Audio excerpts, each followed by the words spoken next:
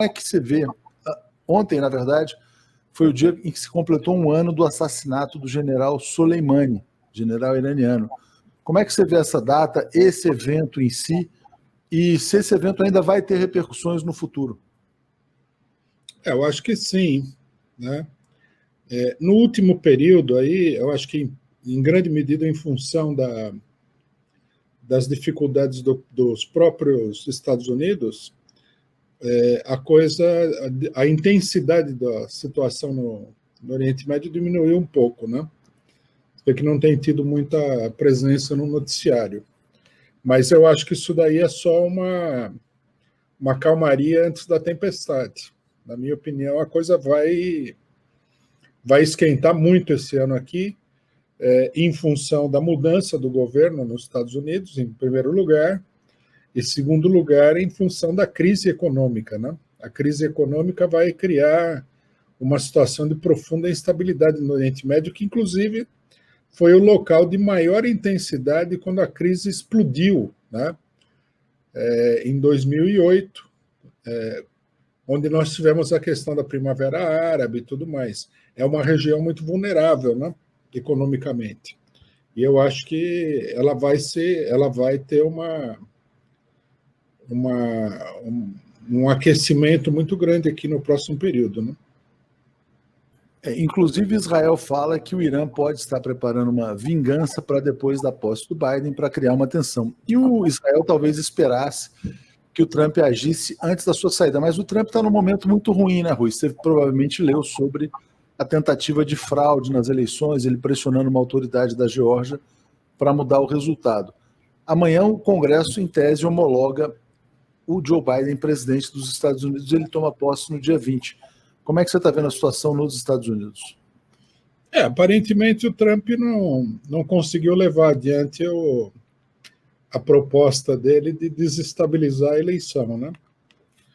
Agora, eu acho que isso daí é apenas um aspecto da situação norte-americana.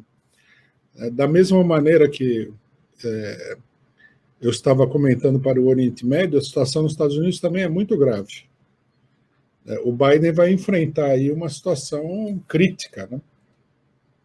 Nós temos que lembrar que as eleições elas ofuscaram um pouco a gravíssima crise social e política dos Estados Unidos. O negócio dos negros, né?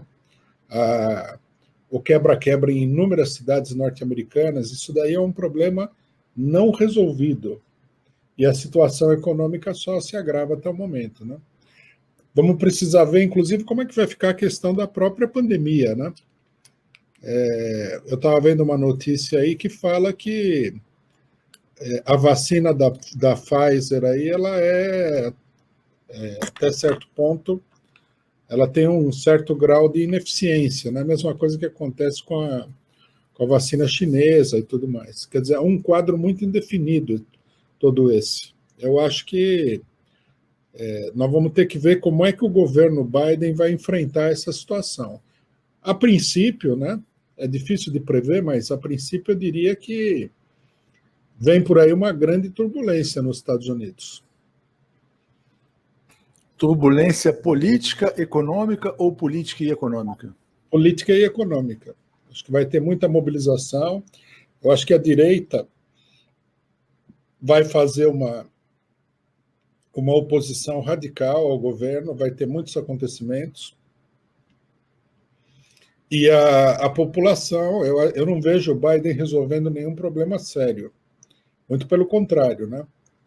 Ele precisa, como é que se diz?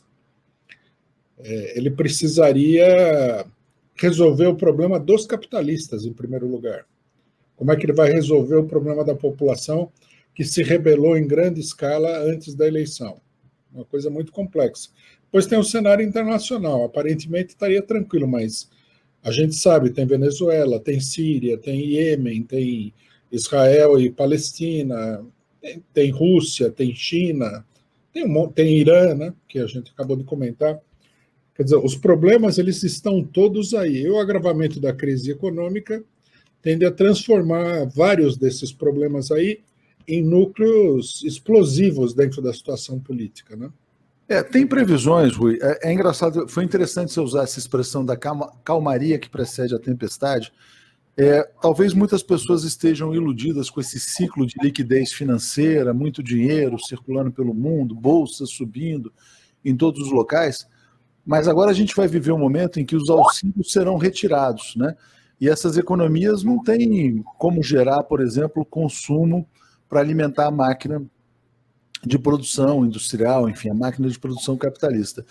Eu queria que você falasse um pouco sobre isso. Será que a gente está à beira aí de uma grande recessão, eventualmente de uma depressão? E também que você falasse sobre como você vê o Brasil sem auxílio emergencial a partir desse mês de janeiro. Bom, uma parte desse clima que você fala, né, de liquidez, etc. e tal, ela é relativamente artificial, porque todos os governos deram uma ajuda ao sistema financeiro e aos empresários muito superior à ajuda que eles deram à população. O Rui, acho que tem um barulho aí no teu celular ou no teu computador. Não sei por... Perdão. Não sei como é que isso aqui ligou de novo. Então, os governos deram uma ajuda aos industriais e aos especuladores muito superior à ajuda que eles deram à população. E a própria ajuda que eles deram à população, também precisa ficar claro isso daí, em parte eles deram para evitar uma crise social muito grande, mas em parte eles deram também para evitar um colapso da própria economia capitalista, porque se o povo não tem dinheiro, não consome. Não consome, as empresas vão à falência, e a falência vai acabar se acumulando no topo da pirâmide econômica mundial, que são os bancos. Então, tem tudo isso daí. Agora, esses são mecanismos artificiais. Os estados não podem continuar sustentando o capitalismo durante muito tempo. Nós vamos ter que ver como é que eles saem da crise criada pela pandemia, como é que eles vão conseguir controlar. Agora, do ponto de vista da população, me parece que a crise social é inevitável, que nós vamos atravessar uma etapa muito profunda de crise social, principalmente no Brasil aqui.